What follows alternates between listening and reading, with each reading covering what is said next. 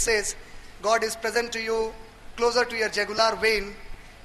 God is between jugular vein and you. So does that not show that God is universally present? Sir, I respect you because you are my elder, but I am sure, sir, I never said that God is present on the earth. I was telling him that God is present upon the supreme throne, the Arsh, above the heavens. Arsh is above the heavens. And I never said that God is universally present everywhere. God's knowledge is universally present. Allah says in Surah Talaq, Surah number 65, ayah number 12, that God comprehends everything with His knowledge. If you read Surah Baqarah, Surah number 2, ayah number 186, a similar ayat is given there, where it says, they ask you concerning me, say to them, I am very close to them. But close in the terms of knowledge, not in the terms of His personality. And I already made it clear, sir, if you had been listening, the criteria to understand what true Islam is. The criteria to understand it is understanding Quran, authentic ahadith, or any other teaching of Islam as was taught, understood and practiced by Prophet Muhammad sallallahu alaihi wasallam and his companions, the Sahaba Ikram.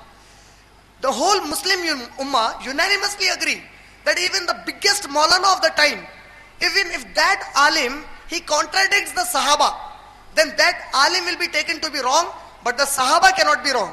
And moreover, in that matter of Allah subhanahu wa ta'ala being upon the arsh, Imam Abu Hanifa rahmatullah alayh, one of the top scholars of the Muslim Sunni Jamaat, that is Imam Abu Hanifa, Imam Shafi, Imam Malik and Imam Hanbal, Imam Abu Hanifa rahmatullah alayh says that a person who believes Allah is everywhere, he is doing kufr.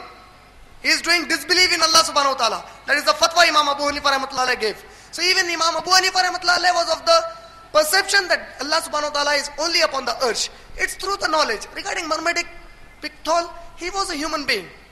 He might have made a mistake. He might have mistranslated. But Allah says about this Quran in Surah Nisa, Surah number 4, ayah number 52, أَفَلَا يَتَدَبَّرُونَ الْقُرْآنِ. Don't you people read the Quran with care? وَلَوْ كَانَ مِنْ عِنْدِ غَيْرِ اللَّهِ لَوَجَدُوا فِي اخْتِلَافًا كَثِيرًا. Had it been from anyone except Allah, there would have been contradictions in it.